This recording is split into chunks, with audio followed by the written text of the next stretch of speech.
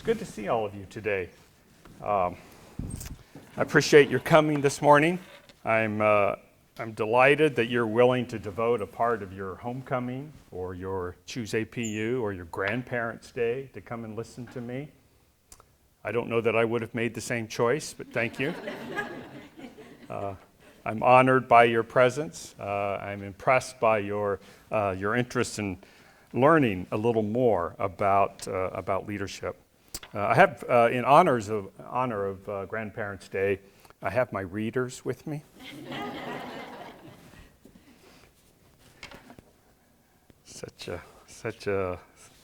I'm old enough to be a grandparent, but I'm not. But I'm soon going to be a father-in-law. I'm looking forward to that. Okay, so leadership has been a hot topic in our culture for quite some time. And so today I want to share with you something about what we teach regarding leadership in the Honors College. Because the Honors College has a very explicit mission, and our mission is to educate the next generation of academically motivated Christian leaders. So we think about this topic of leadership a lot. But what we teach is broadly applicable. It's not just applicable to honor students. I think it is applicable to you as well. And so I hope to honor your time commitment today by sharing some things with you that will give you something to think about in the days ahead. Things to think about in regards to leadership that might be a little different than what you thought when you came in.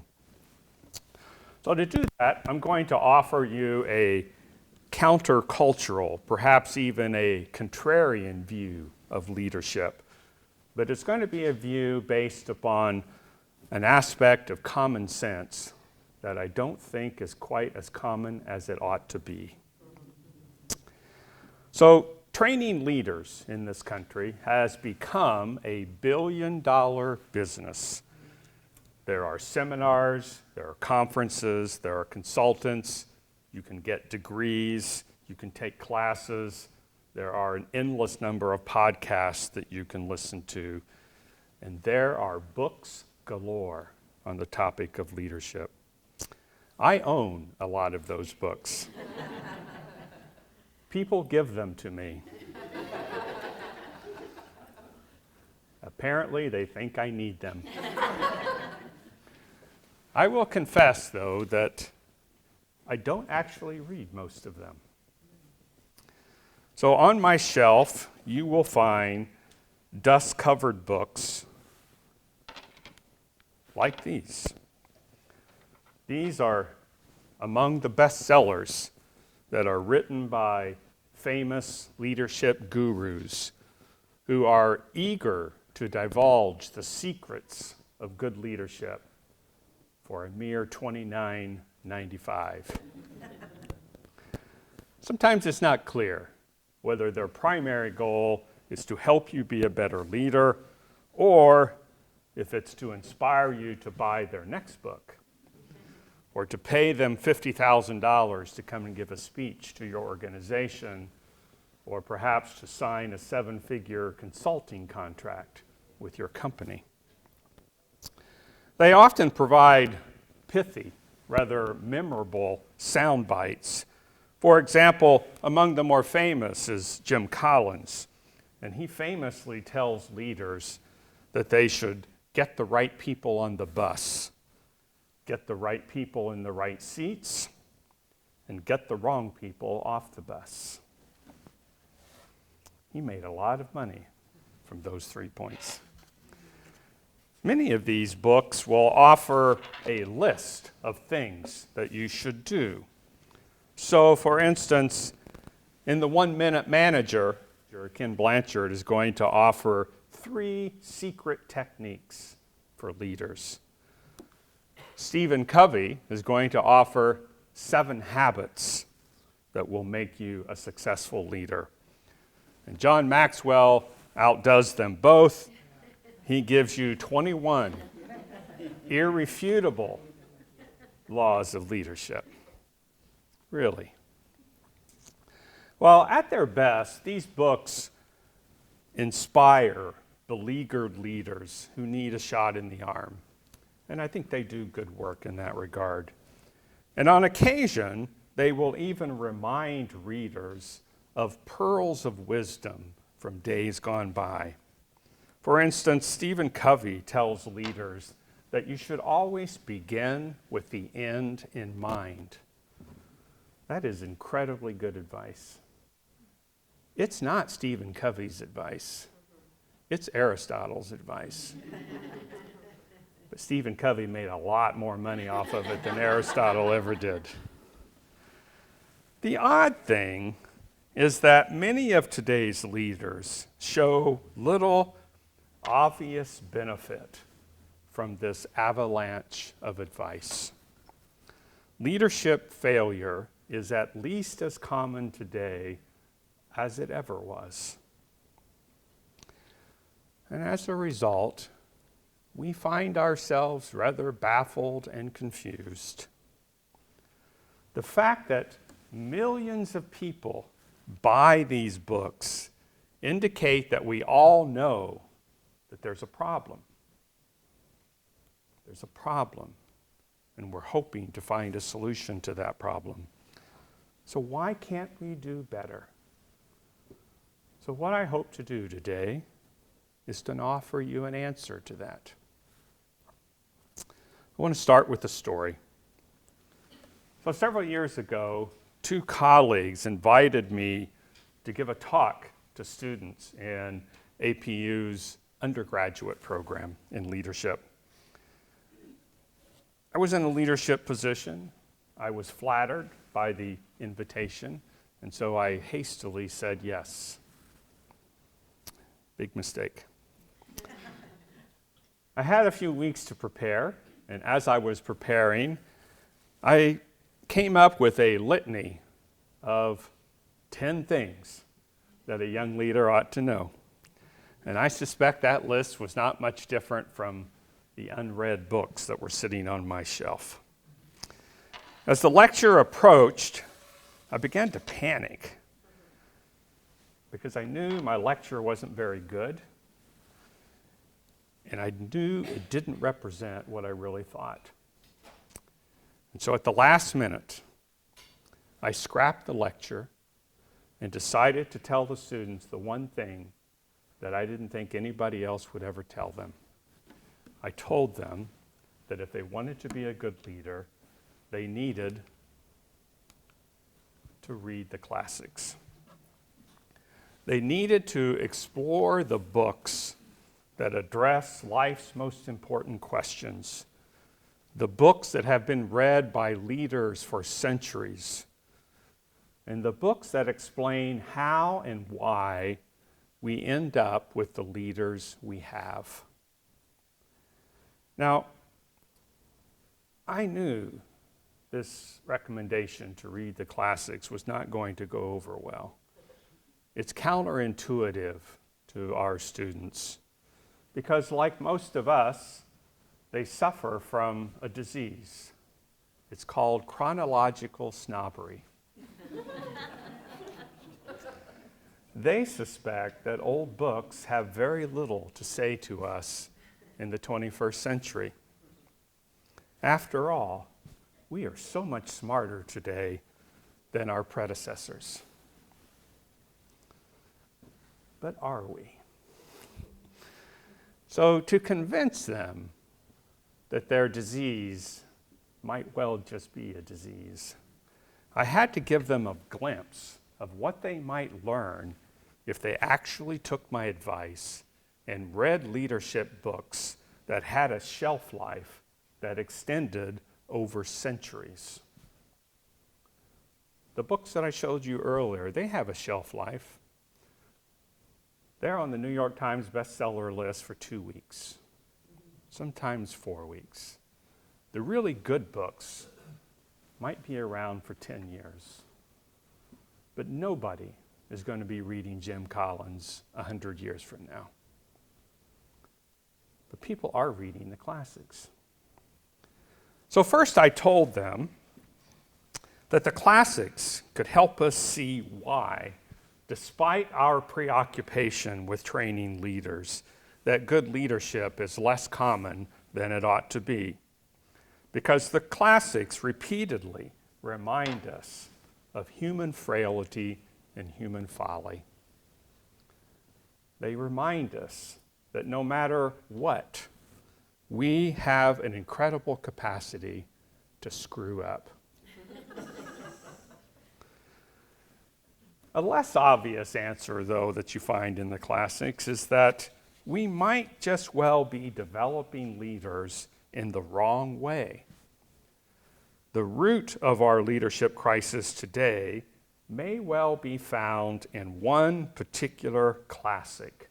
It is the most famous leadership text that's ever been written. It's Machiavelli's The Prince. This book was written 500 years ago, and a lot of people are still reading it today. And it illustrates an approach to leadership education that is prevalent today. The influence is evident, in part, among authors who still enjoy explicitly invoking Machiavelli's name. So you can go to Amazon and you can buy The Modern Prince, What Machiavelli Can Teach Us in the Age of Trump.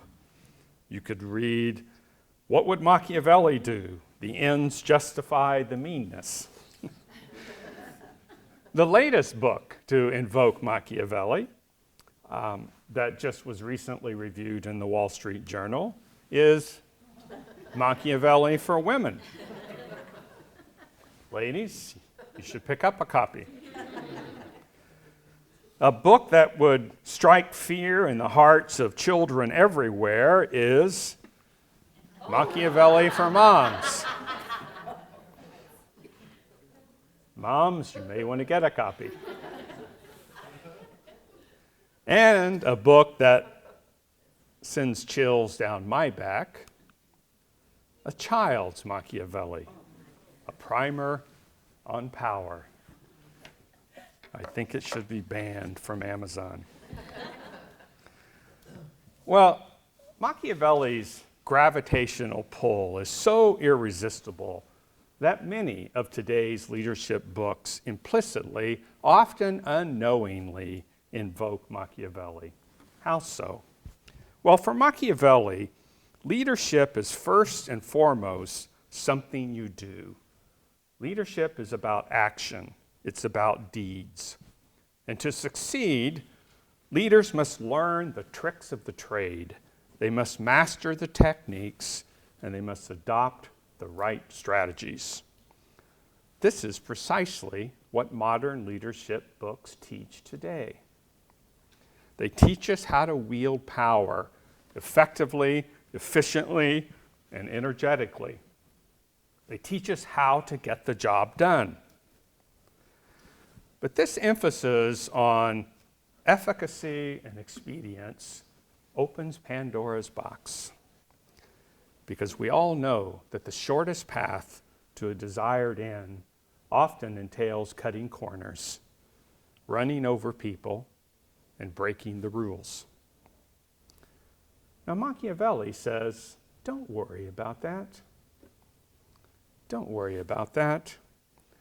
The reality is that leaders have to crack a few eggs to make an omelet. I love that metaphor. You have to crack a few eggs to make an omelet. At the end of the day, he says, leaders are praised or blamed simply based upon whether or not they succeed. He insists that when it comes to leadership, success is goodness. Goodness depends upon the outcome, on the consequences. And that is why we attribute a saying to Machiavelli that he never actually said, the end justifies the means. But even though he didn't say it, it captures the essence of what he's trying to say. There are some problems with this. One problem is that the means do matter. The way you do something actually makes a huge difference. And single-minded leaders who pursue success and only success can actually do a great deal of harm. Moreover, these tactics and strategies that we teach can be used for both good and ill. Al Capone and Stalin was as familiar with these texts as Jeff Bezos and Elon Musk. So it seems that maybe Machiavelli's approach prevents us from capturing the essence of good leadership. There must be something else. And in the classics, we find that that's true. Almost every other classical author, certainly those who came before Machiavelli, contend the exact opposite of Machiavelli's lesson. Success is not goodness. Rather, goodness is success. If you want good leaders, the classics tell us, the first order of business is not to address the doing of the deed, but to focus on the doer of the deed. Before teaching somebody tactics and strategies, you should first develop their character. Why? Because they insist that in order to do good, you must actually be good. Because who you are determines what you do. So the classics contend that good leaders personify particular virtues, virtues that I think most of us still admire today, even though we don't talk about them a lot. Critical virtues include things like prudence, discretion, good judgment, the virtue of courage, endurance, fortitude, sort of the strength of mind that enables you to endure the adversity that you're going to face. Moderation, temperance, and self-restraint. All of these virtues were focused upon for many years by the classics. Justice, the virtue of justice, being honest, being fair, giving everyone their due. Faith, having confident belief, confident trust in the truth, value, or trustworthiness of a person, of an idea, or of a God. And then hope, moving forward with confidence and with high expectations. And one that we don't talk about enough, but we certainly need in the world that we live in today, charity.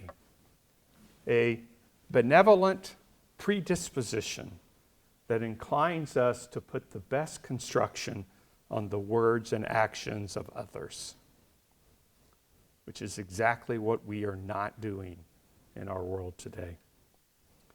The classics also teach that good leaders should avoid certain vices, vices that will impede your ability to lead well. Pride is a big one. Conceit and vanity will trip up many a leader. Greed, huge problem in our leadership class. Envy, sloth, anger, lust for power. All of these things tend to trip up leaders.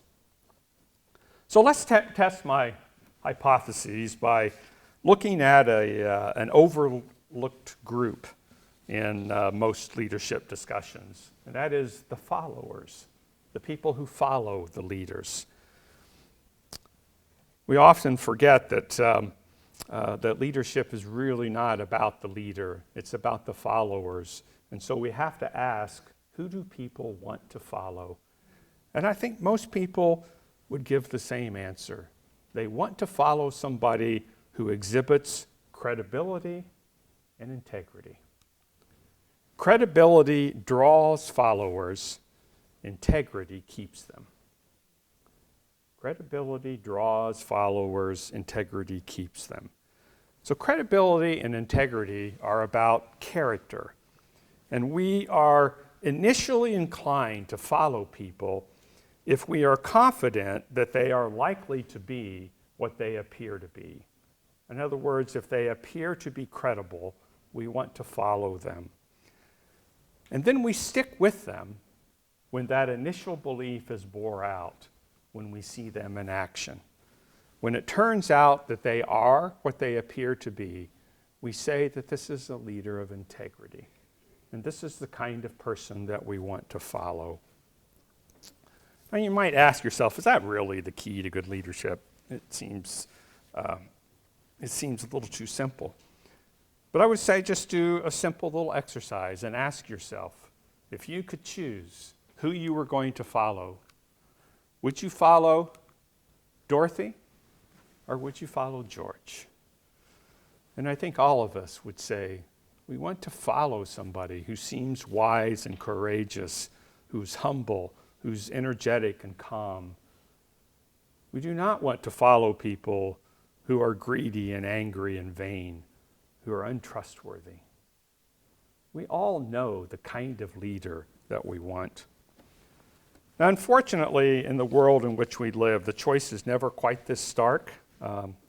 We do live in a fallen world among imperfect human beings. And so the ideal will never be fully realized in this world. But the message we try to convey to our honor students is that if you aspire to be a leader, you should aim to become the kind of person that you want to follow. One final point that we learn from the classics is that habits form your character. In other words, you become what you repeatedly do. So, many of you are familiar with Wynton Marsalis, an amazing jazz musician. How did he become an amazing jazz musician? He practiced and practiced and practiced every day of his life. How did Suni Lee win a gold medal in the Olympics? She did it by practicing. And Aristotle reminds us that the same principle applies when it comes to your character. You become just by acting justly every day of your life. You become courageous by acting courageously every day of your life in some small way. Ben Franklin used to keep a log. He had a list of virtues that he wanted to embed in his character. And he marked each one off each day. Said, I did this one once today. I did this one once. I did this one once. I didn't do that one. I better do it twice tomorrow. Because he understood that your character is based upon what you do. And if you exhibit prudence in every single little decision that you make each day, you will be prepared to act prudently when something really important comes along. So, I don't think there's any seminar, any bestseller, or any consultant who will solve our leadership problems if I'm right. Good leadership does involve both the doer and the deeds, but it starts with the doer. I'm hopeful that this approach is going to bear some fruit in the Honors College. I look forward to the day when Sarah and Nico, who are now software engineers at Raytheon and Google, when Rachel and Ruthia, who are going to be future college professors, when Silas and Wilson, who are officers in the U.S. military, when Elena and Grant become medical doctors, when Lauren and Katie, who are elementary and high school teachers, and Madison and Jacqueline, who are young attorneys, when these young people take the lessons that they have learned in the Honors College and become leaders in their respective fields, they're going to have a positive impact on their corner of the world. So I want to close by reverting back to the title of my talk, The Fabric of Leadership. You know, when you buy a piece of fabric, you expect it to do a job. But to do so, it has to be the right kind of fabric. Qualities like thread count, durability, and weave matter, because without them, fabric fails. And I would say the same is true for leaders.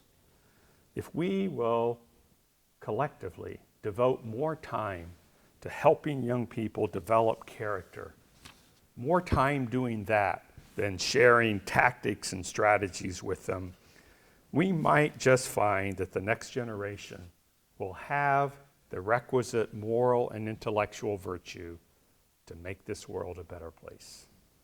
Thank you.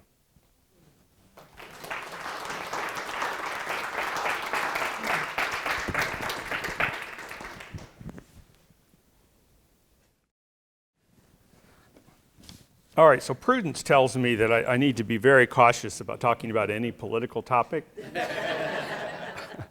So I will say this. I think we live in a world in which these kinds of problems are more profound and more troubling than they have ever been before. So there was a time when I used to read a lot about the Soviet Union and some of the methods that were used in Soviet Russia to brainwash their citizens. The leaders of the Soviet Union in the 1950s and 1960s could only fantasize about the tools that we have at our disposal today. The internet and social media has enabled our leadership class to convey whatever message they want to convey over and over and over and over again.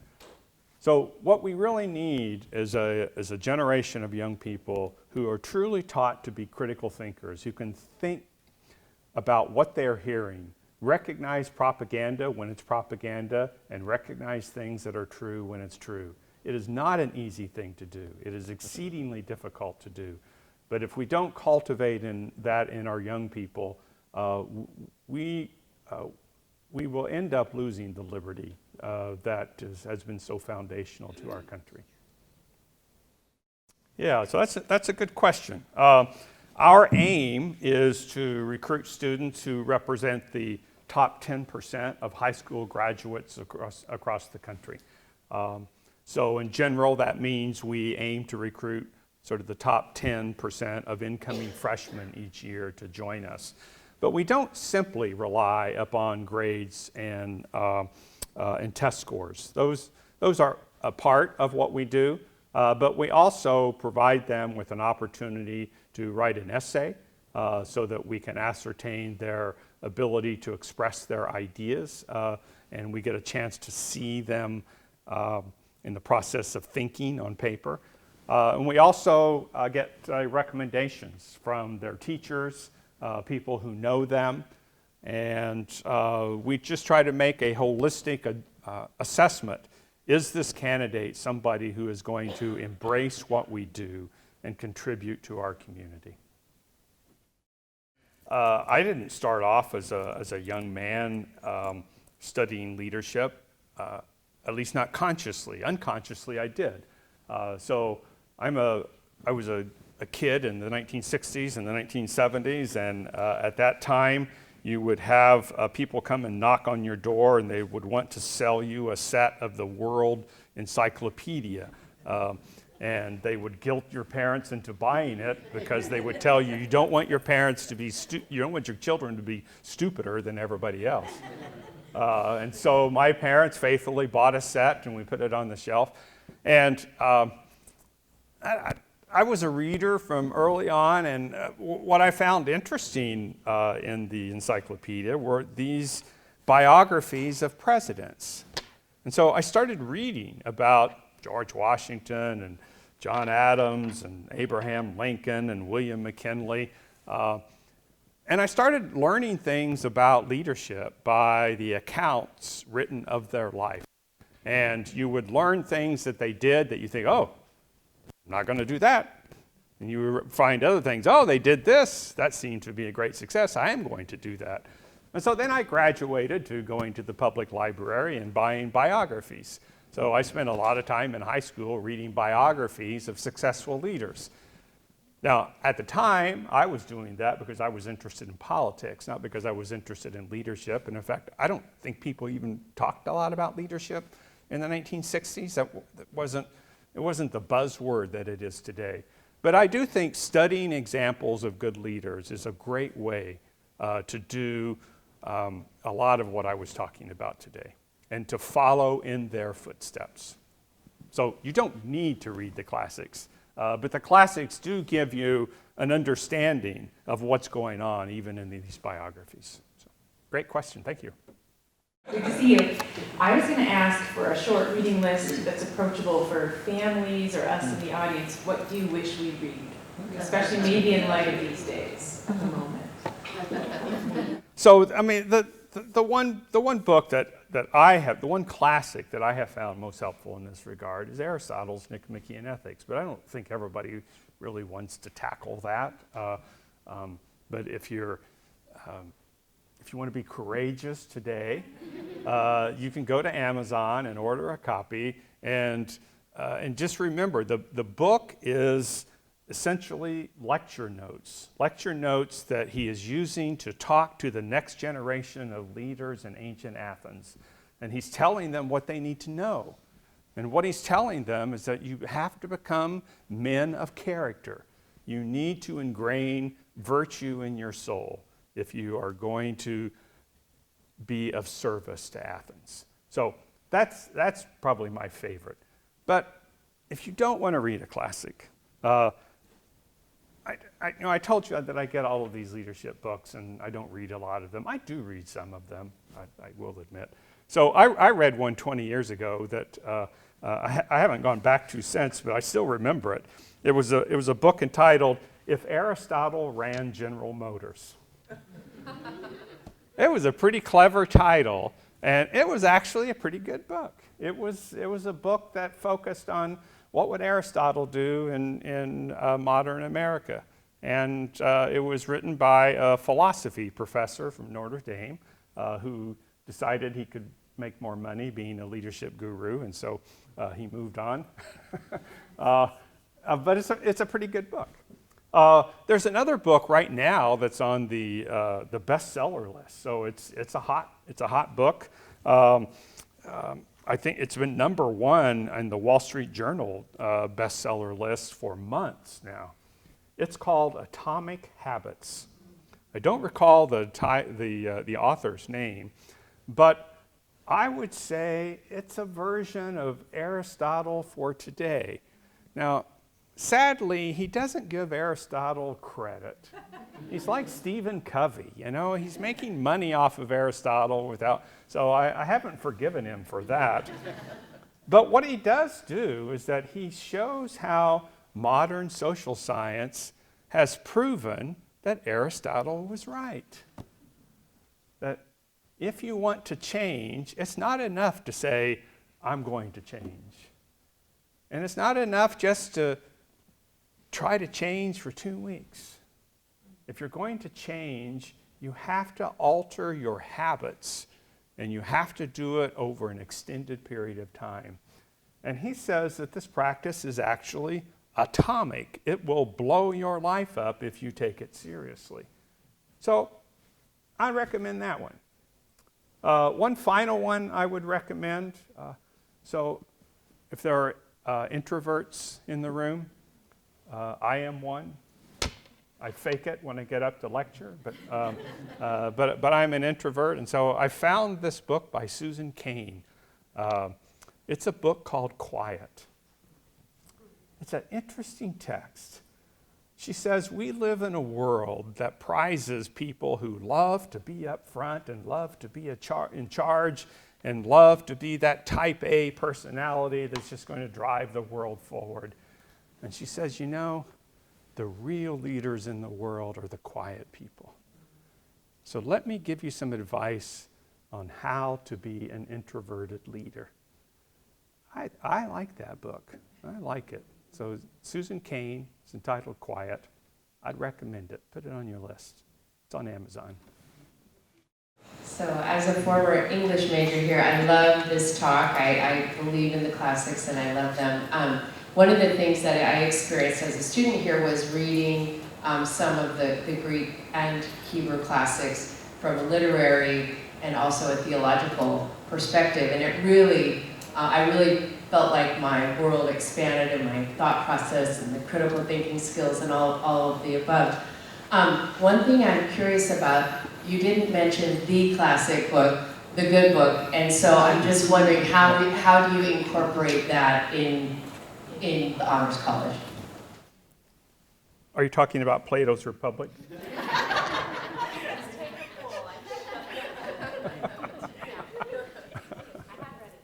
All right, yeah, so, there are great books, and then there are sacred books, and they are a different category. And so the Bible falls into the sacred category, and we are very intent upon sharing with our students that as an institution we view the Bible as infallible, inspired, and authoritative. And we want our students to read it in that light. So we do incorporate reading Scripture in the books that we read. We do so in ways that I think some students find surprising. So for instance, this semester I'm teaching a course in which we read Plato's Republic. And immediately after we read Plato's Republic, we read the Gospel of John. And in the Gospel of John, there's this profound emphasis upon conversion and light and dark. And as the students read that, their immediate response was, wait a minute, did he read Plato? All those things we just saw in Plato, they're here in John. So reading Scripture alongside these great texts, I think, opens the eyes of students and helps them to see the text in new and interesting ways. Another thing that we do in the Honors College is we read a lot of theology. We read a lot of reflection on what Scripture means. And so we read Augustine and Athanasius, and we read Boethius, Dante, Aquinas, Calvin, Luther, Erasmus. We read Chesterton, C.S. Lewis, John Paul II. I'm sure I'm missing a few. We added a text this past year, Martin Luther King, entitled Strength to Love, in which he talks about what it means to bring love into your quest for justice. So we read a lot of theology, and we try to inspire students to think about what Scripture might mean in how you live out your life and how you serve as a leader. Well, thank you so much, Dr. Riggs. Let's give him one more round of applause.